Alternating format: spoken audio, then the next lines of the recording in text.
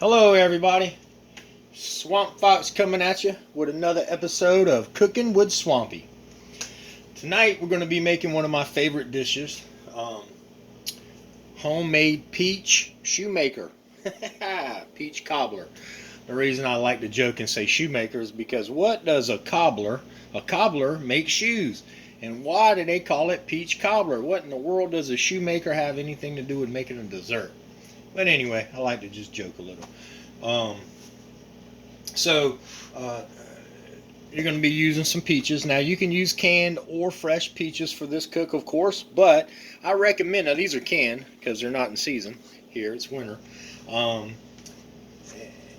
but if you do use peaches and you're going to whole peaches and you're going to cut them all down, make sure you get free stone peaches and not clingstone peaches.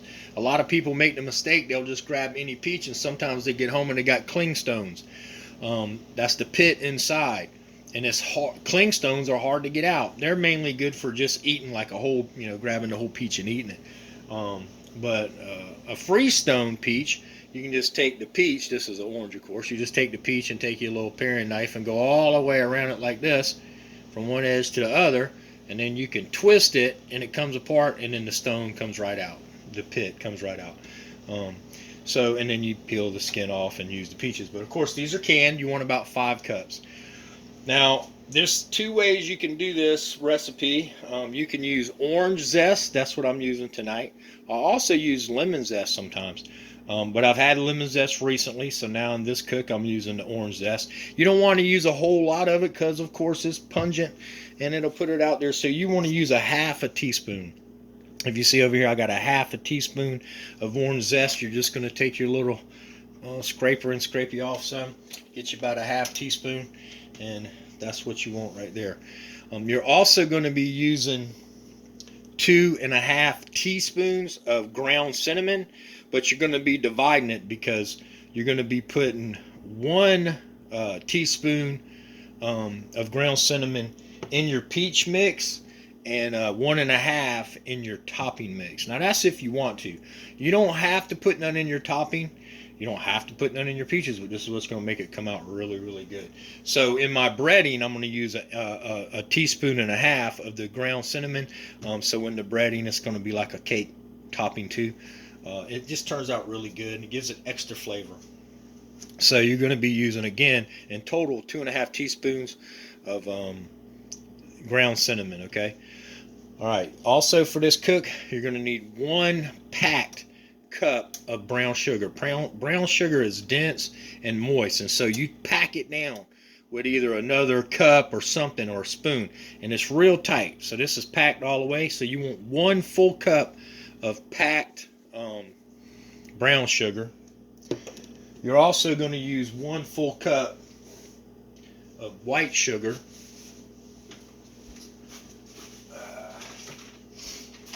You're going to use 1 full cup of white sugar. I don't have it cupped out yet, but I will in a second. You're going to use 1 cup of water, okay? Now you're going to use 1.5 cups of self-rising flour. I recommend the self-rising flour because the way I'm going to do this is not like a traditional peach cobbler where most people pour the batter over the top. This will go in the bottom, on the very bottom under the peaches, and then it'll rise through. And then if you use self-rising, you don't have to put the baking powder and stuff like that in it at a separate measurement and all that. So, but you're going to use 1.5 cups of self-rising flour. Okay. You're going to use 1 tablespoon of well, this is the best. This is Nielsen Massey. This is what I use, and it's pure vanilla extract. This is real, okay? This is Madagascar bourbon, real vanilla extract. Don't get imitation. Spend a couple extra dollars. Get the good stuff, okay? So you're going to use 1 complete tablespoon of this, and this will be mixed in with your peaches as well. Okay. Now, I got a half a cup of butter over here, melted. Okay, so this time, I usually tell y'all in a lot of recipes to use unsalted butter. And then the recipe calls for a little bit of salt. This time, I'm using salted butter. and no salt in the recipe, because there's enough salt in this half a stick of butter to balance out the sweetness of the peaches and the sugar, and with the acidity of the orange. It all balances out really good. So I'm going to go ahead and move some stuff around, and I'm going to get started on the cook. So give me just a second and I'll be right back with you guys. Okay, guys and gals, now I got my cup of white sugar. I had to use 3/4 cup and 1/4 cup. I'm out of cups right now. But anyway, so you're using 1 cup of white sugar, and of course it's loose, so you ain't got to pack it. And then, so you're going to take the 1 cup of water. All right, we're moving forward over here. You see I got a pot over here. You're going to turn it. You're going to put the 1 cup of water in the pot. Okay. And you're going to let that start coming up to temperature. You're going to you want it on about medium. I got it on high right now just so it builds temperature pretty quick, but you want to have this on medium. And remember, with cooking, you want low and slow, and take your time. You don't want to rush anything. You turn it up, turn the temperature up, and try to rush it. It don't turn out right. All right, so you're going to take your 1 full cup of brown sugar, and you're going to put it in this water. Okay, and go ahead and stir that around.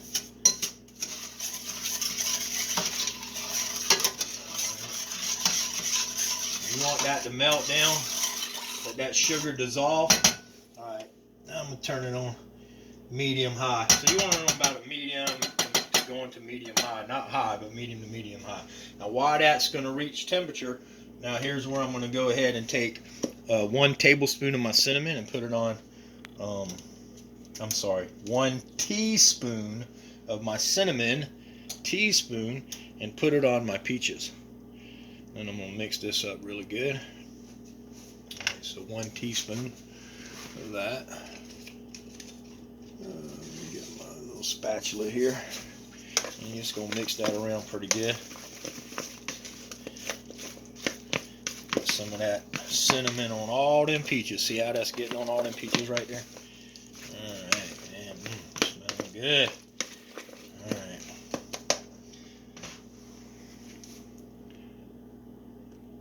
Alright, next we're going to do 1 tablespoon of this vanilla extract. Okay, 1 whole tablespoon. And we're going to mix it in on top of the, we're going to mix it in right over here on top of the peaches and cinnamon. Got 1 tablespoon.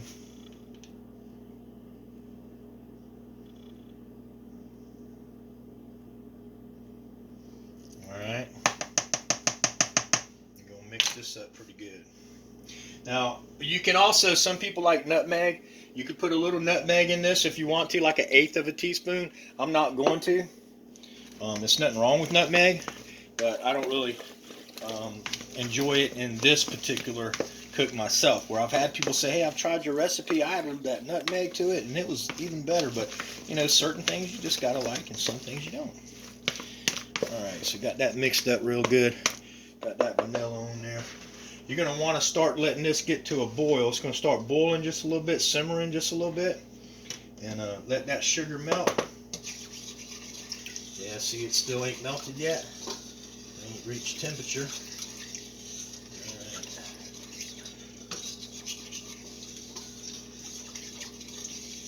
Now you're going to get this other bowl over here. This is going to be for your topping, okay? For your breading. You're going to put your your cup and a half of flour in here, self-rising flour, okay?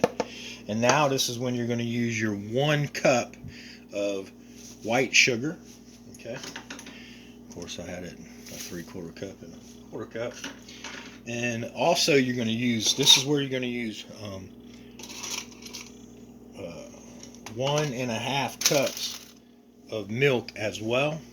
Hold on, let me check this. All right, 1.5 cups of milk as well. But you're going to put that in a second. You're going to, this is where you're going to put your teaspoon and a half of the cinnamon, because this is for your breading, okay? And let's see. I'm gonna mix this up really good.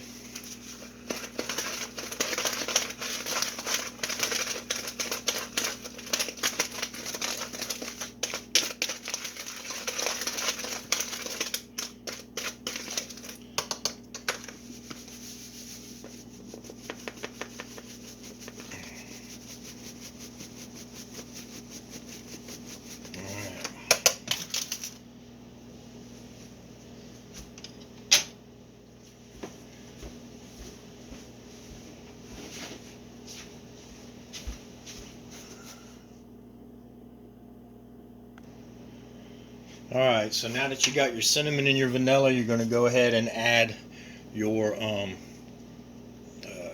orange zest. And then you're going to mix this around, okay?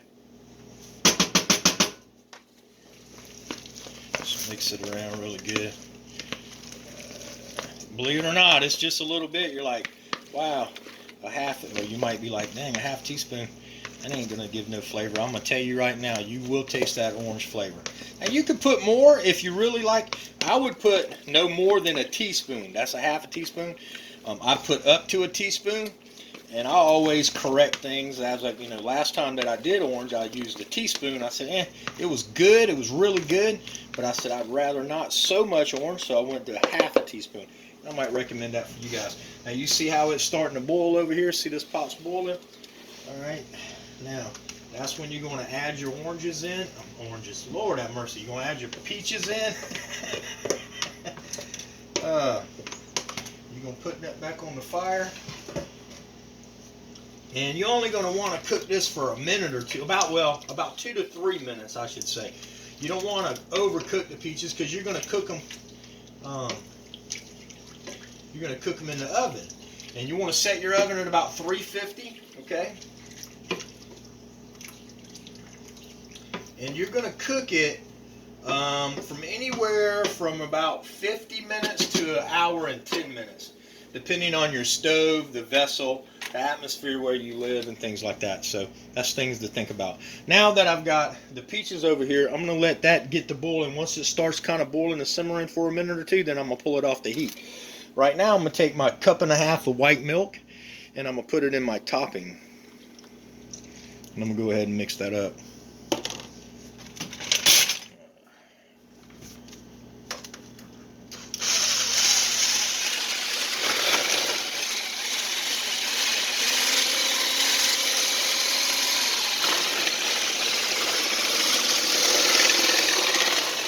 I've had people ask me, "Hey, can you overmix this?" No, you're not making a cake, or you're not, baking bread. So there's sometimes you can overmix things, but this is so liquidy that you're not going to overmix it.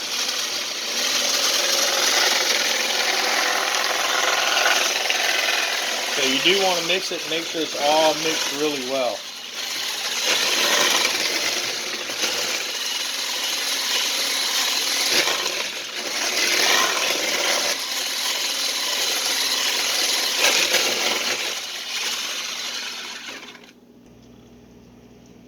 Okay, so I got this mixed up pretty good now. See, it's nice and browny from the cinnamon, and it's all mixed up really well. I'm going to set that to the side for a minute. You see I got my peaches over here boiling pretty good. So they're, I'm going to go ahead and pull them off and set them to the side. Alright, and now bear with me. I'll be right back. Okay, so our next step is we're going to take our 1/2 cup of salted butter, and use real butter, guys. Again, it costs a little bit more than vegetable oil butter, that kind of crap, but it tastes so much better, and your recipes come out tasting so much better. It's all about building the flavors. If you just want to eat crap, then just go to McDonald's, but and eat crap. But if you're cooking and you're taking the time, spend a couple extra dollars on the ingredients. The flavor profile will be so much better. All right, so you're going to take this butter, okay, and you're going to pour it in the pan that you're going to be cooking in, okay. And you don't want to use too big of a pan for this. You want to use a deep dish, something deep dish, or even a crock pot type vessel. Get all that butter out of there.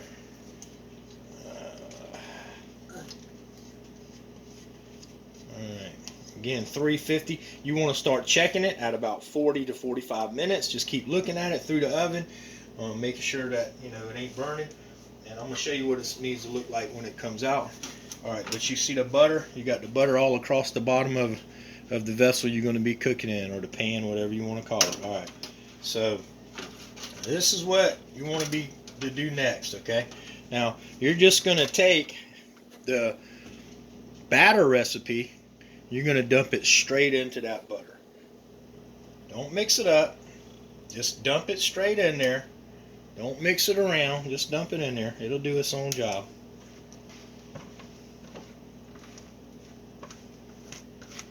It knows what to do.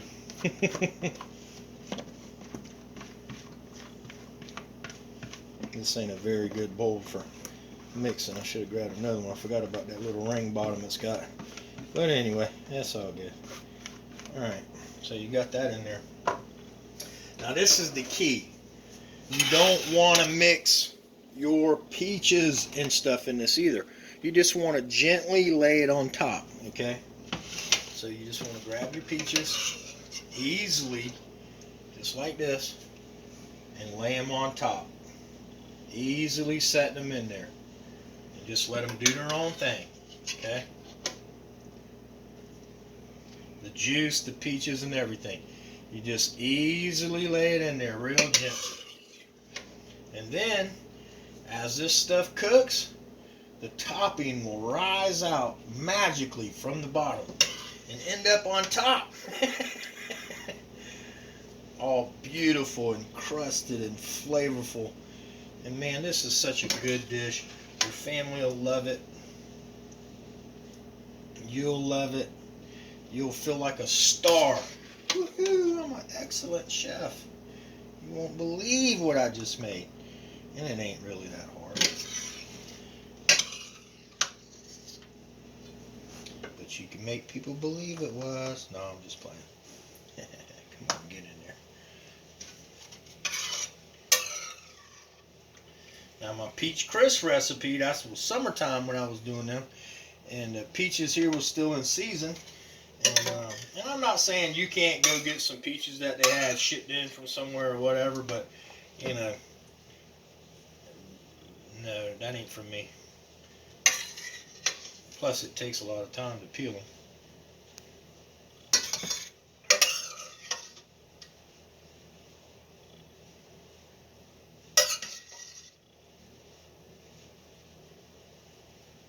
Yeah, I sent my buddy a picture the other day when I made the lemon version.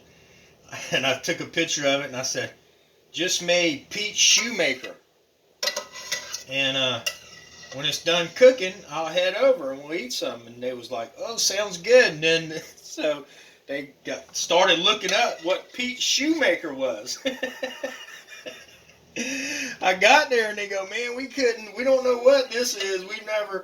We've never had this, and we started looking it up, trying to figure out what it was, but we couldn't find no food item that was peach shoemaker. I said, think about it. Cobbler, peach shoemaker. What do cobblers make? Shoes? And they started busting out laughing. Oh, I can't believe. And now my buddy Carl, it's hard to get things past him, he's not really one that you can get over a lot with jokes and stuff like that. He's usually pretty quick on catching things. And on that, he was like, oh, went straight over his head. I said, finally, though, I finally got you on something. Because usually he's pretty quick. But they're good friends. And I like to enjoy a lot of my culinary skills with them. They're my test dummies, I should say. Not dummies, but test friends. Along with the people that I work for. I cook a lot of things for them. And the people that I have their contract to fix their buildings, I cook a lot of things for them and give them things too and say, hey, tell me what you think. Should I add this? Should I add that? Because a lot of these recipes, are my own. Now, sometimes I'll take recipes from other people and I'll tweak them and things like that. And that's fine, That's what recipes are. But these things, I just come up with my own version. And hopefully it all works out. And then when it does, I'm like, woohoo. And then I start telling people about it and teaching y'all how to cook it. So, about to put this in the oven. I will see y'all in about an hour. Okay, friends and neighbors. Here we go with the reveal. Now, you want to cook this, like I said, for about 50 minutes to an hour, depending on the vessel that you're using and where you live and things like that. At 350, but you want to start checking it about at 40-45 minutes. Just look at it. Once you see it start bubbling around the edges and the top is crisp and looks good like this, is ready. Oh yeah, look at there. Woo, look at that. Man, that's beautiful. Look at that. Beautiful. Now listen, don't be like most people and jump right into this, okay? And start eating some. This will burn your mouth off. Your tongue, your roof of your mouth will be scorched. You want to let this sit about 15-20 minutes, okay? And then it's still going to be good and warm, but definitely don't want to just rush right into it. This will burn your mouth. It's got that syrup in there now, you know, that I made with the sugar and the water and stuff, and it will definitely burn your mouth. So anyway, it's beautiful. You see how the dough came up from the bottom, the self-rising flour came up from the bottom, and it looks real good. It's nice and firm. So I let this actually cook for an hour. You can maybe do a little less. I probably could have took this out about 5-10 minutes ago, but I like it a little bit more firm and harder. But it looks really good. It turned out really good. I see this corner right here. A little bit didn't, you know, enough didn't bubble up through in this one little corner, but that's okay. That's not a big deal at all. It turned out really good. And you know, see me pick this hot pan up with my hand, but it's aluminum pan, so it's getting cool when I'm holding the edges. But anyway, plus I'm a ninja, so that don't matter. But look at that, man. That's going to be beautiful. Now, of course, get you some good vanilla ice cream or some Cool Whip. I love Cool Whip myself, so I do either way. I'll put some Cool Whip on it or eat it with vanilla ice cream. But anyway, I hope y'all enjoy. Try this recipe. Let me know what you think. Again, try it with or without the orange zest. Try it with or without lemon zest. I think that if you've had a traditional peach cobbler and you've never had one that's got a little lemon or orange zest in it, this is going to make a big difference. And also the fact that it's got cinnamon inside the batter topping. A lot of people put the cinnamon in the peaches, but they don't put it in the batter. I'm not saying nobody else has done it. I just haven't seen any other recipes with it. And I try new things, and I really do like it. It gives, if you just like took a piece of that batter itself and ate it, it's like a cookie type cake in itself with that sweet cinnamon running through. So anyway, I hope y'all enjoy. Let me know what you think. Tell me in the description, in the comments, if you tried it, what you added, what you took out, what you left in, if you did the exact recipe, and tell me what you think about it. I hope y'all have a great day. I hope God blesses each and every one of you and helps you have a prosperous life. If you have any strife with anyone in your life, reach out to them and try to squash it. It may be the best friendship you ever had. Over and out, y'all. God bless. See you next time.